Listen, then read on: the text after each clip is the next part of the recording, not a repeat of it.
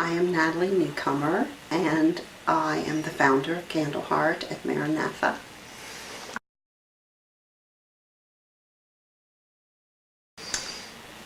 In my life, God just miraculously set up Candleheart. I was in Maranatha, and when I did Maranatha, he kept taking me out to this old nursing home, and they asked us first of all to come out and get furniture. And whenever I was there, God spoke to me and said, "You're coming back here." And I didn't really understand what he meant, because I knew that I wasn't old enough to be in a nursing home. So I thought, well, it can't be for that. So every day after work, he would take me by the old nursing home.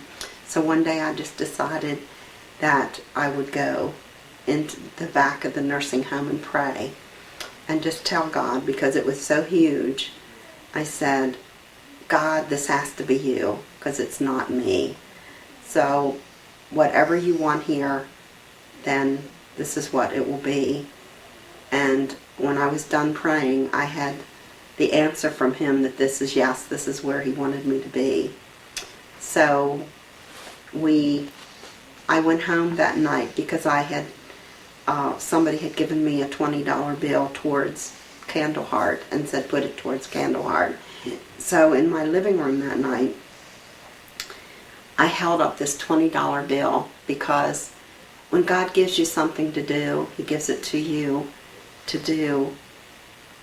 And it's so huge, you cannot imagine ever doing it. So I still had that little not hope that, oh yeah, I can do this.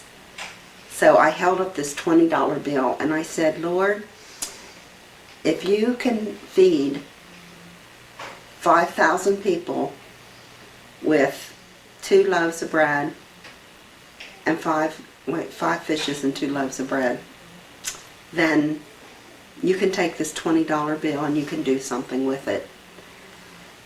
So that gave me more confidence, because I'm giving it to him now. So it was about a week later, I signed a contract for us to be there, and it was 2 weeks later that Katrina happened. And when Katrina happened, we got all the Katrina evacuees there. So I knew that it was God that wanted, this to happen, because how would something in New Orleans happen and bring those people to our facility? Because we were the biggest facility around and nobody else could house them. So we had 23 Katrina evacuees in our facility. And when that happened, our whole community came together and worked and painted the place, put carpet down, made our sanctuary, did everything that was needed.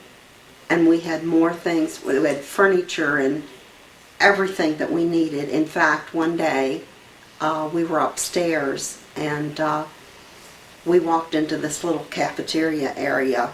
It was like just a cafe. And I thought, gee, wouldn't it be nice to have like little tables in here that the people could just sit at and have coffee in the morning. I walked downstairs in the nursing home, and I walked downstairs, and this man pulls up in front of our building and said, "There's somebody out here who wants to talk to you." And I said, "Oh, really?" And they said, "Yeah." So I go out, and here this man said, "I just closed this little pretzel stand down in Frederick, and I was just wondering if you could use these tables." Now, I had just thought that, and there they were.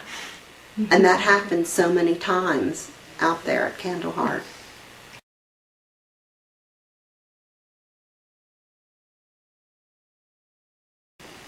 My vision for Candleheart's future is for us to be able to handle more and more people who are homeless and to get their lives, back, to get them to know Christ. Because there are so many lost souls out there that do not know Christ. And to help them to know, who He is, and then that they can go out and light the world. It's like, because our theme is Go Light Your Candle, and that was the song that we used when we started Candleheart. So our thing is for people to come into Candleheart and then go out and light the world, through Christ.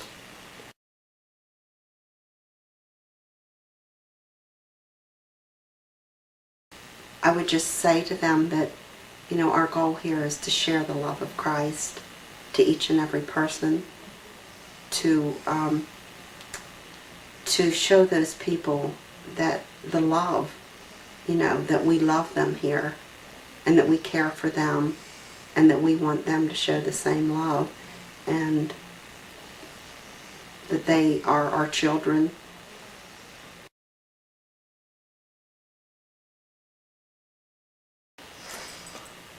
Okay, the first time that one of the people came to our Candleheart facility was, we were down at Jesse Duplantis Ministries, and the guy came up to Craig, and Craig just felt like he was to help this guy for some reason.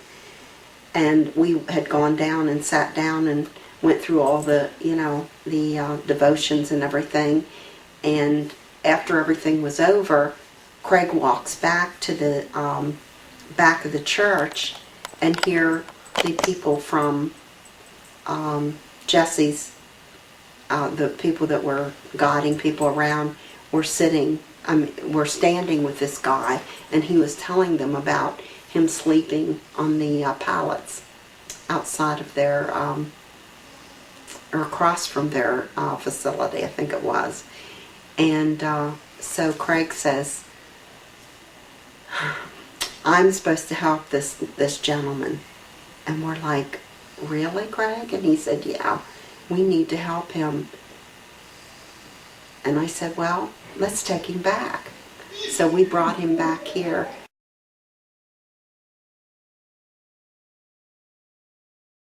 Whenever people started coming, they were such broken people that they were coming here to try to get their lives, back into where they needed to be.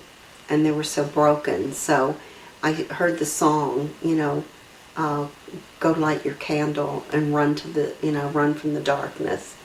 And that's what we wanted the people here to do, was run out of the darkness and into the light. And so I thought that was the greatest song that I had ever heard. And go light your candle and go light the world. And that is all in the song. So I think it just made a wonderful way to have it called Candleheart, because their broken hearts are going to be turned into hearts of light and hearts of joy and hearts of love, and they can then go light their world.